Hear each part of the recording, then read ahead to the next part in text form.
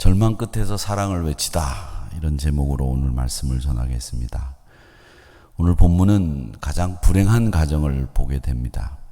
보통 남자들은 자신이 원하는 여성과 그 행복한 미래를 꿈꾸면서 결혼을 하지만은 하나님의 명령으로 자신이 원하지 않는 여자와 결혼을 해서 살아야 했던 아주 불행한 선지자가 한 명 있었습니다. 그 사람이 누구냐면 오늘 우리가 읽은 이 호세아서에 나오는 호세아 선지자가 바로 그 사람입니다. 호세아 선지자는 하나님의 명령에 자신이 원하는 여자와 결혼을 하는 보통 남자의 일상을 떠나서 자신이 원하지 않았던 고멜이라고 하는 여자와 결혼을 합니다. 이 결혼 후에 이 고멜은 엽색 행각을 계속 저지르면서 이 남자 저 남자를 만나는 통에 호세아는 치를 떨어야 됐고 자기의 씨도 아닌 아이를 자기 아이처럼 키워야 됐고 다른 남자와 도망간 아내를 다시 찾아와야 하는 처지가 됐습니다. 그뿐만 아닙니다. 남편인 이 호세아 선지자는 하나님의 말씀을 전하는 선지자이지만 이 아내는 하나님을 믿지는 않다고 하더라도 바알 신전에 가지는 말아야 되는데 도리어 선지자의 아내가 바알 신전에 가서 절하고 제물을 드리고 이렇게 몹쓸 짓을 하는 아내였습니다. 음란하고 타락하고 가정의 행복은 염두에 두지 않는 자기의 즐거움과 쾌락만을 추구하는 아내를 둔 선지자, 이 사람이 호세아입니다. 이 불행한 가정의 가장인 이 호세아 이야기, 이 이야기를 왜 성경에 담고 있을까? 성경은 이 이야기를 통해서 우리에게 도대체 뭘 얘기하시려고 하시는 걸까? 여러 가지 교훈들을 찾을 수 있겠습니다만은 호세아 선지자에 대해서 제가 가정에 대한 이야기를 먼저 해드렸지만 이 호세아 이야기를 좀 해보면 호세아 선지자는 좀 특이한 점이 또 있습니다. 그게 뭐냐면 다른 선지자들은 또 다른 믿음의 위인들은 이렇게 보면 하나님이 부르실 때 그 부름에 소명의 장면들이 꼭 있습니다. 구약 성경에 나오는 선지자들이 대부분 그렇습니다. 대표적인 선지자 중에 한 사람인 이사야 선지자 보십시오.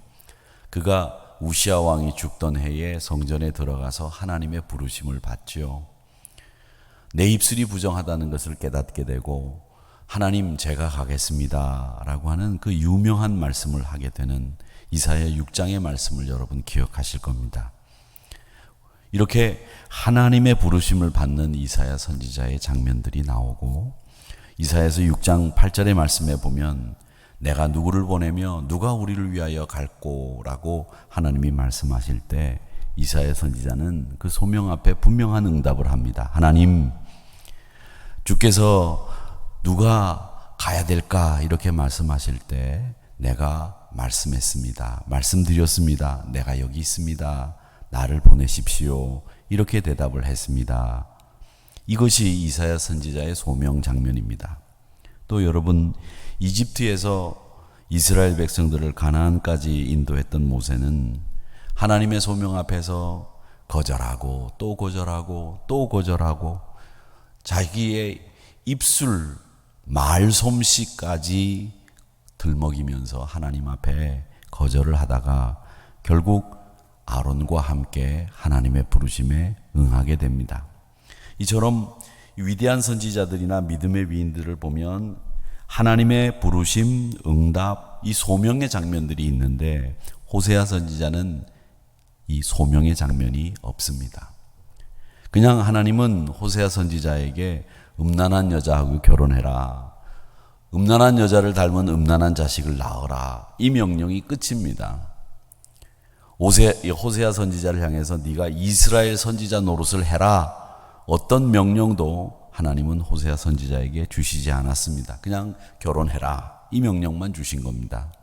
2절 말씀에 보면 여호와께서 처음 호세아에게 말씀하실 때 여호와께서 호세아에게 이르시되 너는 가서 음란한 여자를 맞이하여 음란한 자식들을 낳으라. 이 나라가 여호와를 떠나 크게 음란함이니라 하시니. 이것이 호세아 선지자를 부르신 하나님의 말씀의 전부입니다. 음란한 여자하고 결혼하는 것도 그렇지만 음란한 자식을 낳으라고 하는 것은 도대체 하나님이 무슨 뜻을 가지고 이 한 남자의 인생을 망치면서까지 이런 명령을 내리시는 걸까? 소명에 대한 명령이라기보다는 차라리 불행한 가정을 만들라는 명령처럼 들리는 말씀입니다. 여러분, 불행한 가정을 원하는 사람이 누가 있겠습니까? 결혼하는 신랑 신부들을 보면 다 그 얼굴 표정에 보면 나는 행복한 가정을 만들어야지, 행복한 가정을 꾸릴 거야, 이런 의지와 결연한 표정들이 다 있습니다. 그러면서 너무 행복해서 어쩔 줄을 몰라 합니다. 그렇게 결혼들을 합니다. 그런데 불행한 가정을 원하는 결혼? 이런 사람이 누가 있겠습니까? 엄마는 괴롭고 아이는 외롭다라는 책이 있습니다.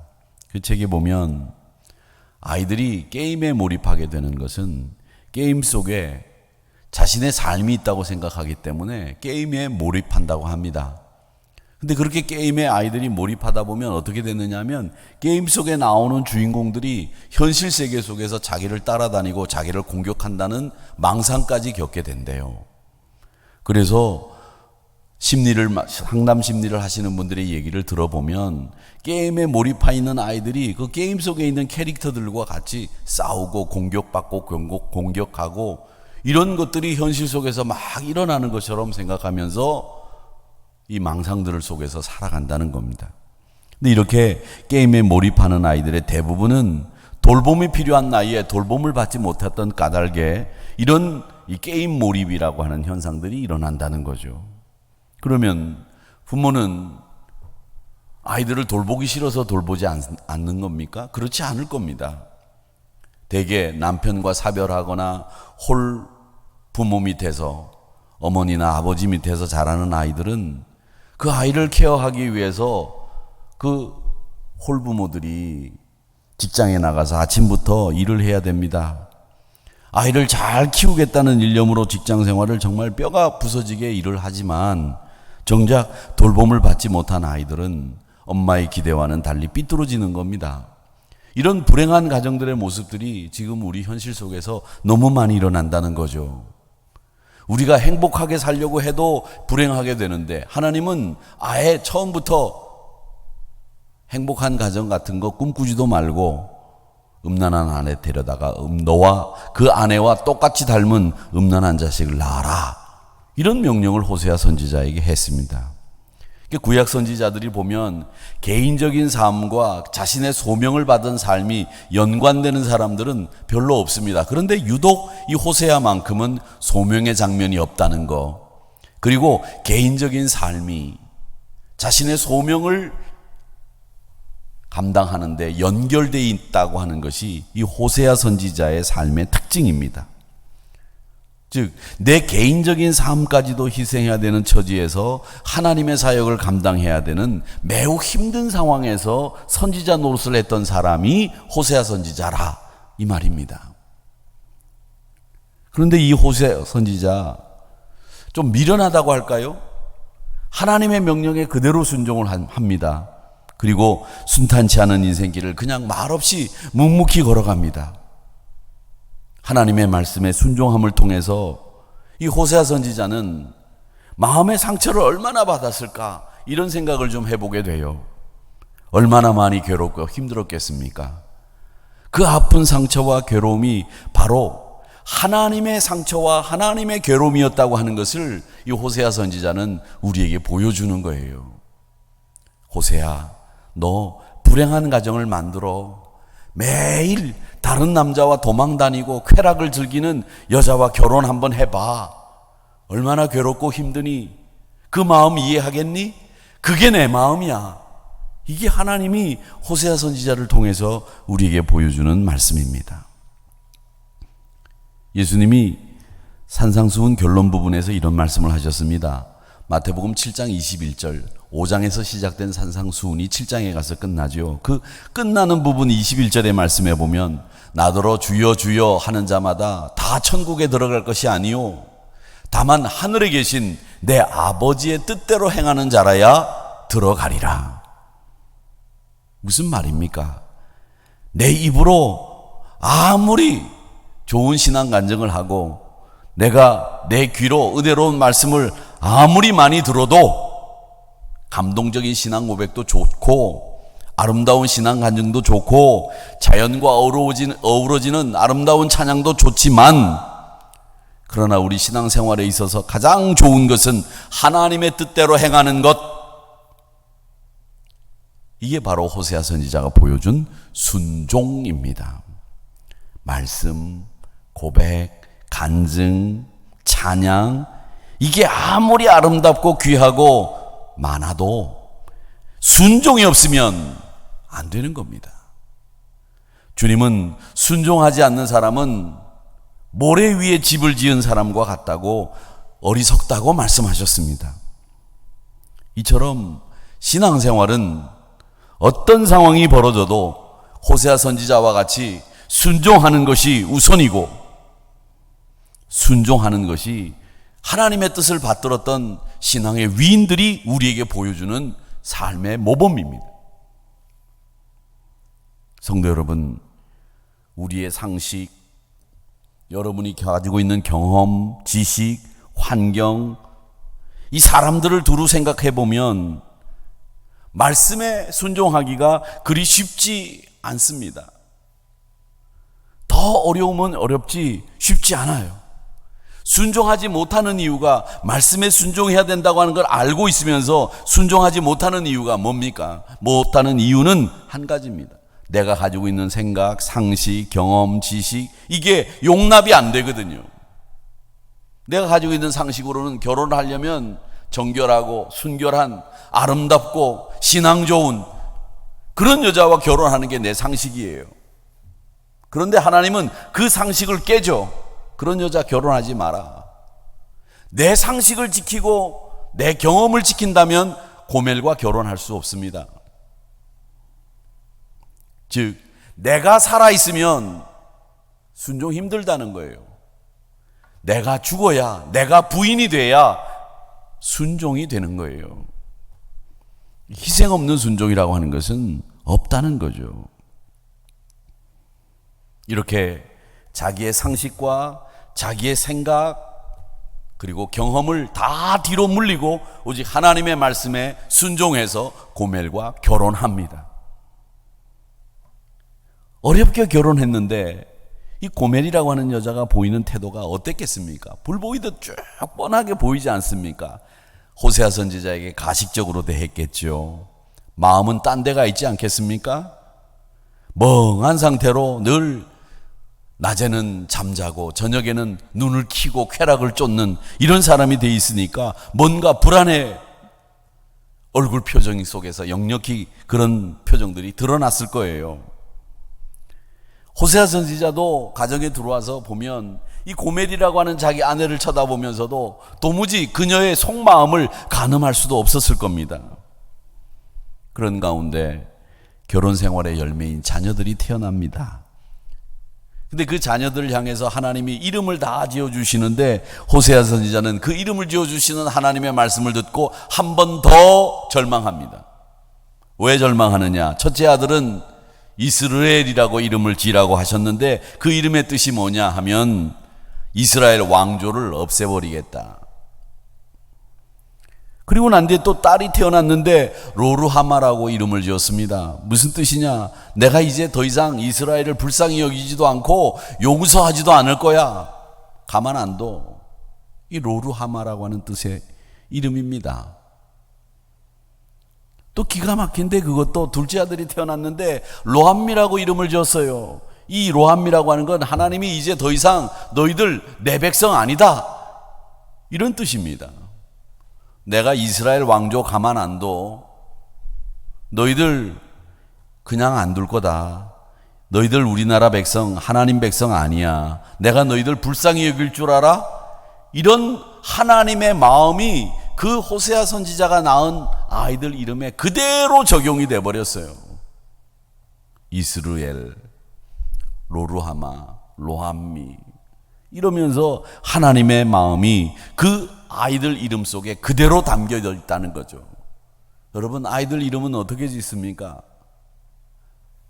부모가 혹은 선대 조상인 조부, 조모들이 조모가 이 아이의 인생을 이렇게 되기를 바라고 이렇게 살기를 원하는 마음을 담아서 좋은 이름을 짓지 않습니까?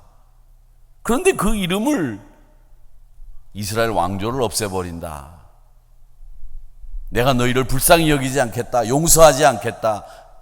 내가 너희들은 하나님 백성으로 여기지 않겠다.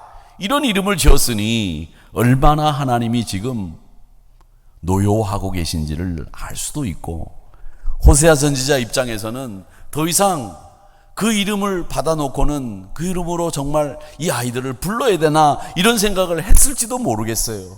얼마나 답답하고 절망스러웠겠습니까?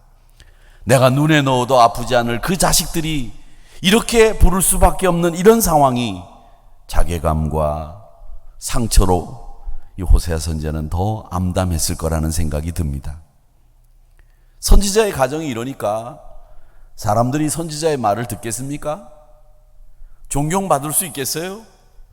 백성들이 지나가면서 호세아 선지자의 가정을 보면서 손가락질 했을 거예요.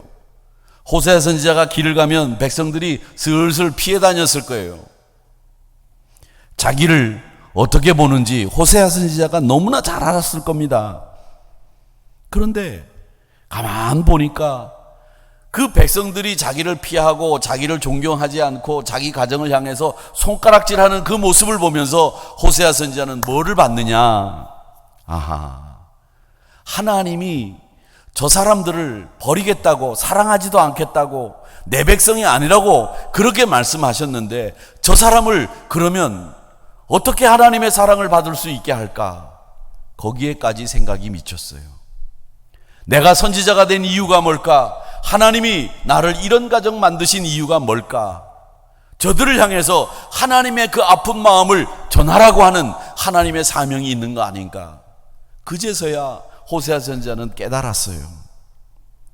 하나님의 뜻과는 상관없이 자기 문제에만 몰두하면서 거기에 빠져가지고 자기만 절망하고 자기만 상처받고 자기만 괴로운 줄 알았는데 그게 아니라 하나님도 괴롭고 하나님도 상처받으셨고 하나님도 노여워하시는데 하나님이 진짜 원하시는 게 뭘까? 내가 이런 상황을 통해서 해야 될 일이 뭘까?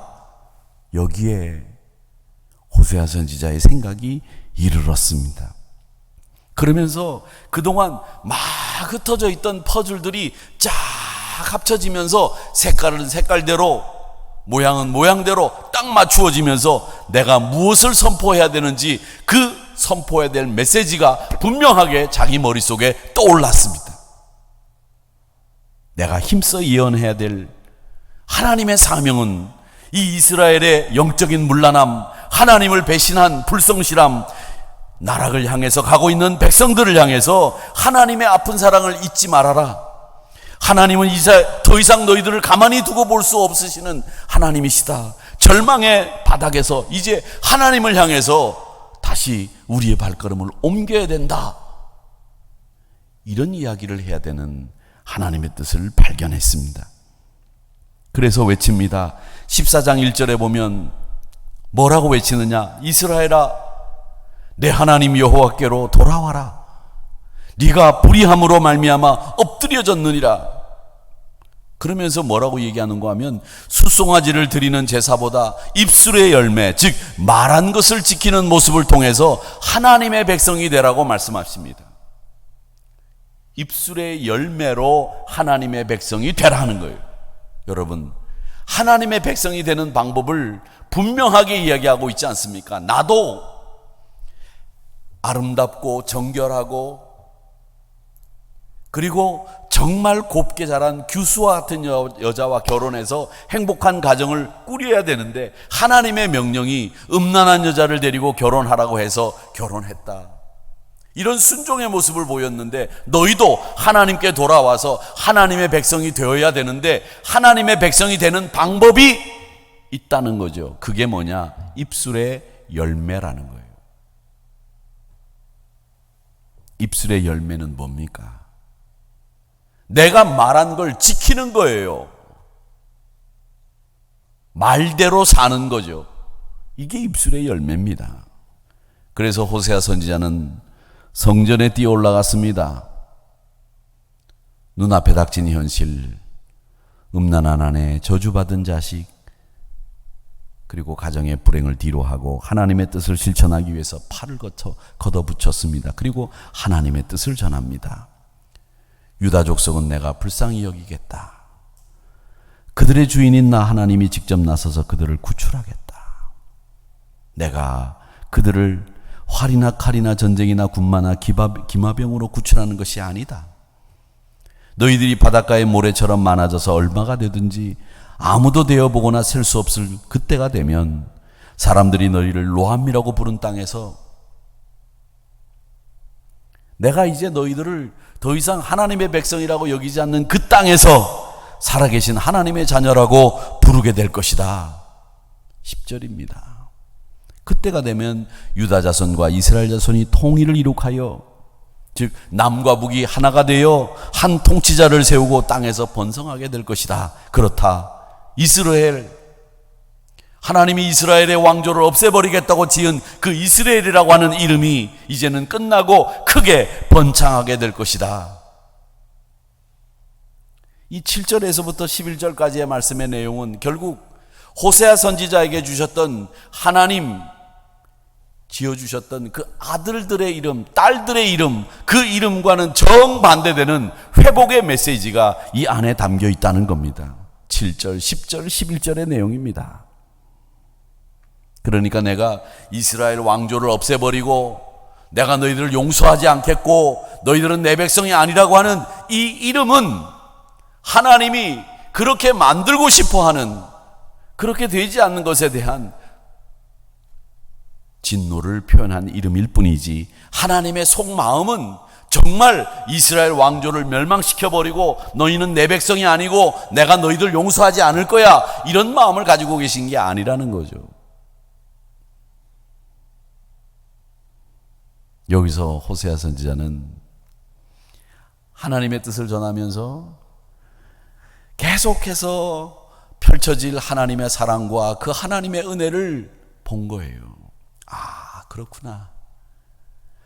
하나님이 내 자식들의 이름을 그렇게 지어주셨지만 그 지어준 이름과는 정반대로 하나님이 가지고 계신 마음은 우리의 왕조를 든든하게 세우고 우리를 용서하시고 또 받아주시고 우리를 자기 백성으로 삼아주시는 하나님의 사랑이 거기에 담겨있기 때문에 내 아이들의 이름을 그렇게 지으라고 하셨구나, 이걸 깨달은 거예요. 절망의 바닥에서, 제일 밑바닥에서 하나님의 아픈 사랑을 본 거죠. 신약성경 골로새서 2장 7절에 보면 4가지 단어가 등장합니다. 그 안에 뿌리를 박으며 세움을 받아 교훈을 받은 대로 믿음에 굳게 서서 감사함을 넘치게 하라. 여기에 4가지 부사가 등장합니다. 뿌리를 박으며 세움을 받아 굳게 서서 넘치게 하라. 이 말씀을 보면 말이죠, 뿌리를 박는다는 말은 그리스도 안에서 그리스도를 영접한다는 말입니다. 두 번째, 세움을 받아는 성장에 필요한 하나님이 은혜를, 영적인 비료를 계속 공급해 주시면서 우리를 키워주신다는 말씀입니다. 굳게 서서라고 하는 말은 우리 하나님께서 성도들을 계속해서 든든하게 세우시는 이 일을 잠깐만 하시는 게 아니라 계속 지속적으로 우리를 세워나가신다는 뜻입니다. 그리고 4번째로 넘치게라고 하는 말씀은 하나님의 일하심 앞에 우리가 감사해야 된다는 말씀입니다. 그래서 이 골로새서 2장 7절의 말씀에 보면 그리스도를 영접하고 하나님이 든든히 세워가도록 계속 지속적으로 변함없이 일하시니 우리는 감사함으로 살아야 된다, 이런 뜻입니다. 특별히 이 14절에 보면 법조문이라는 말이 나옵니다. 14절 제가 읽어보겠습니다. 우리를 거스리고 불리하게 하는 법조문으로 쓴 증거를 지우시고 제하여 버리사 십자가에 못 박으시고.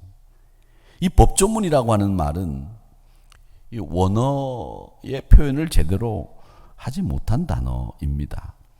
이 법조문이라고 하는 단어보다 저는 차라리 차용증이라는 단어가 원뜻에 가깝다고 생각을 합니다.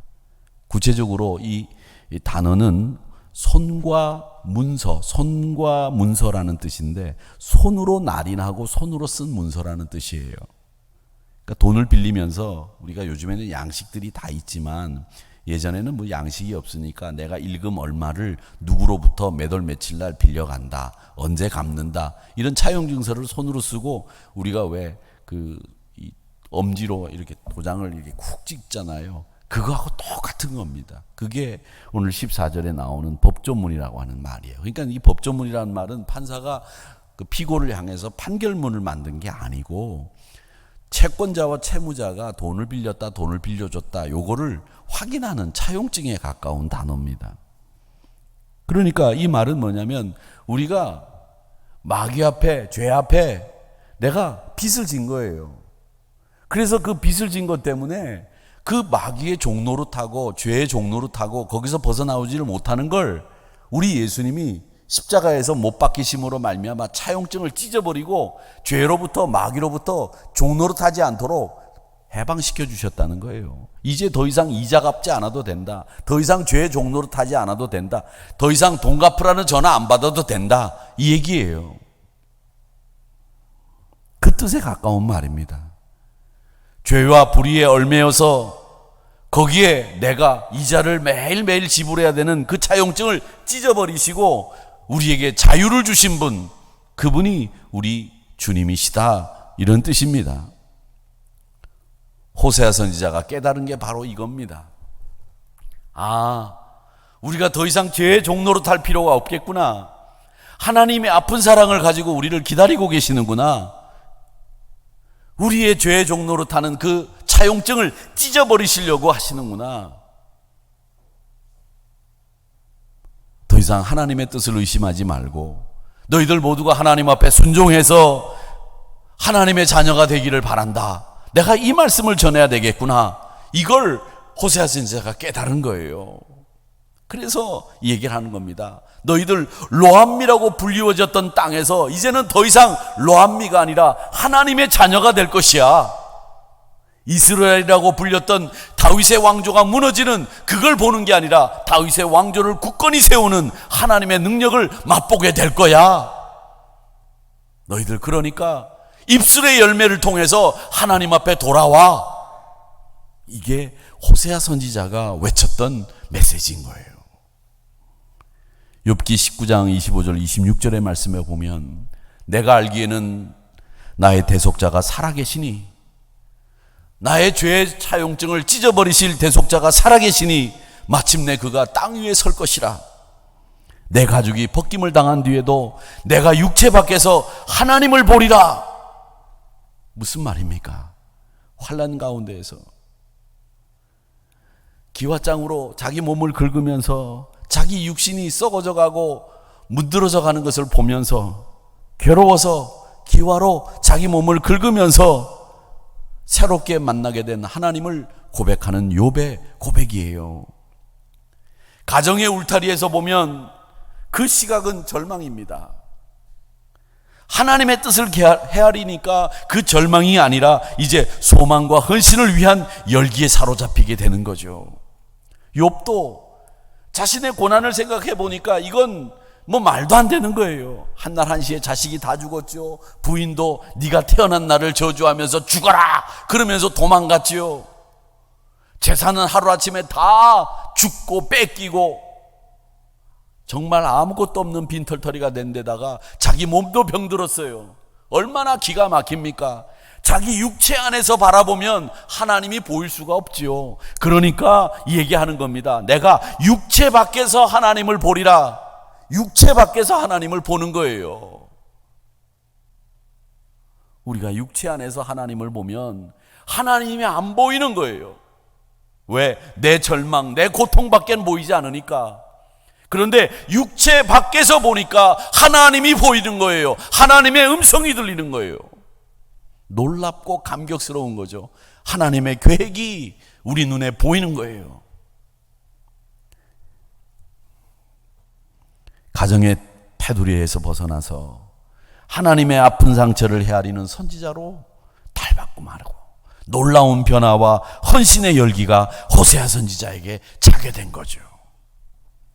이전과 다른 기운찬 기도의 소리가 성전 안을 가득 채우게 되는 거죠.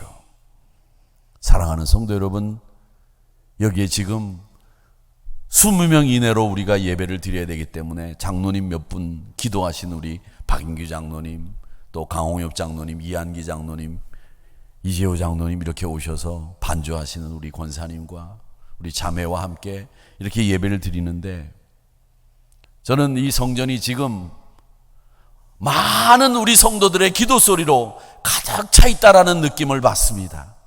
여러분들이 가정에서 영상 예배를 드리지만 이 자리에 영적으로 우리가 함께 하나님 앞에 기도하는 그 기도 소리가 놀랍도록 이 천지를 진동시킬 수 있을 정도로 크게 울려 퍼지는 줄로 믿습니다. 그런 마음으로 영상 예배 드리세요. 호세아가 예언하던 시대, 여로보암 2세 시대인데, 이 여로보암 2세 시대가 북이스라엘에서는 가장 물질적으로 번영했던 때입니다. 물질적으로 가장 번영했던 여로보암 2세 때이지만 영적으로는 가장 부패했던 때입니다. 돈이 많다는 거 좋은 일입니다. 행복한 일입니다. 그런데 돈이 많고 넉넉한데 하나님을 향한 신앙 없으면 그건 축복 아닙니다. 우리의 삶은 영적으로 먼저 번영하고 그 다음에 물질과 건강이 따라와야 하는 거예요. 물질적으로 번영했는데 영적으로 빈곤하고 후퇴하는 거, 그건 소용없습니다.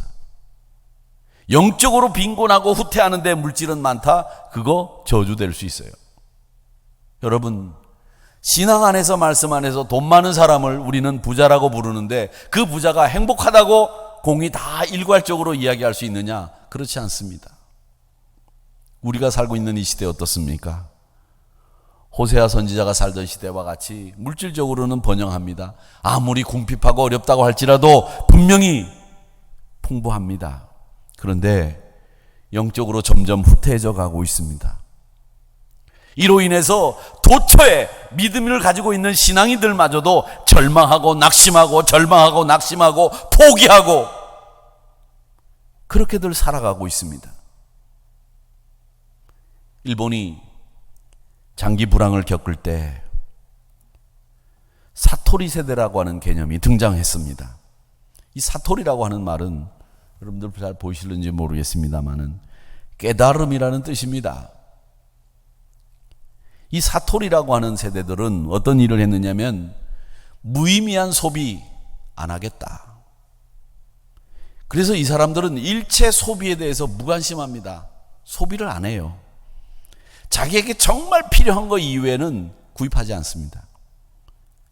그러니까 관심이 없어요. 결혼에도 관심이 없고 연애도 관심이 없고 여행도 관심이 없고 스포츠 관심 없고 뭐 취미생활 관심 없습니다.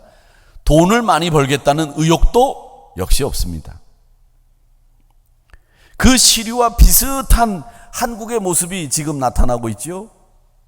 그게 뭐냐? 삼포 세대입니다.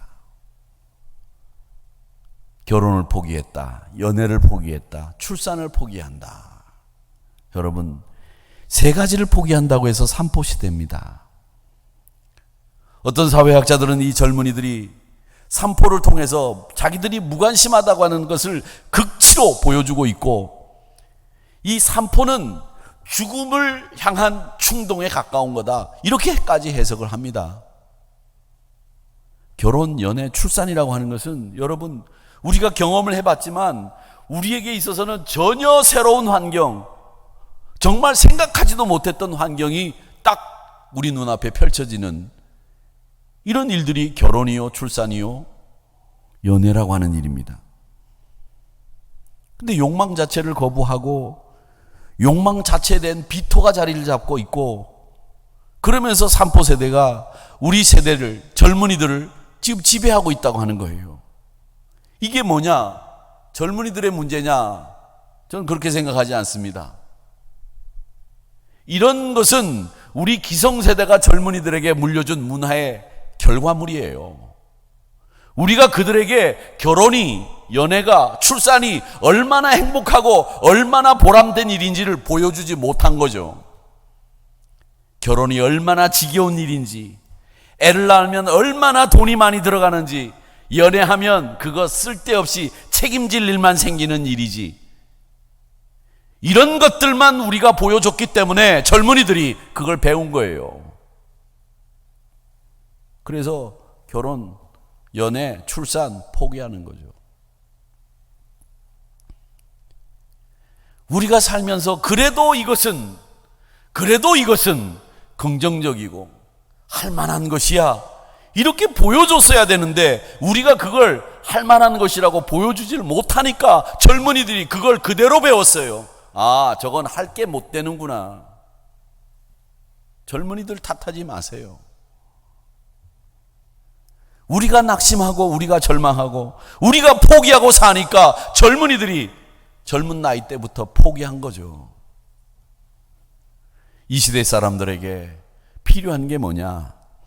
하나님의 아픈 사랑을 이해하고 그 아픈 사랑이 나에게 주어진 특별한 사랑이라고 하는 것을 알게 하는 일, 이걸 호세아 선지자가 한 겁니다. 이 시대가 그 아픈 하나님의 사랑을 알도록 외쳐야 되는 거예요. 이 시대가 아니야, 너희들 아프더라도 사랑해야 돼. 아프더라도 힘들어도 아이를 낳아야 돼. 힘들어도 그 아이들을 키워야 돼.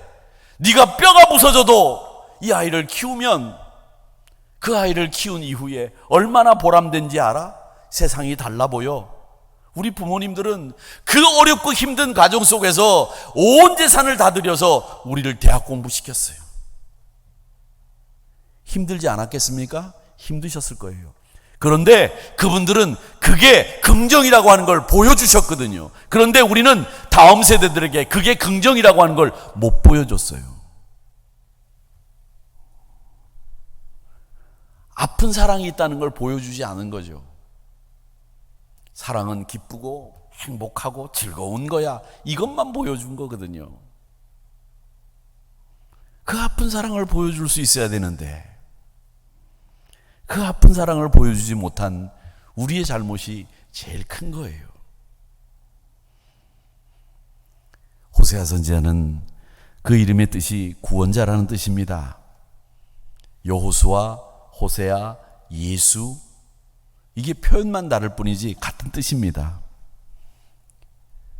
그 호세아 선지자는 그래서 구원자라고 하는 그 이름에 걸맞게 심판의 메시지를 주신 게 아니고요, 구원하시는 하나님, 아픈 사랑을 가지고 지금도 우리를 바라보시는 그 하나님을 우리에게 보여주시고 계시는 거예요.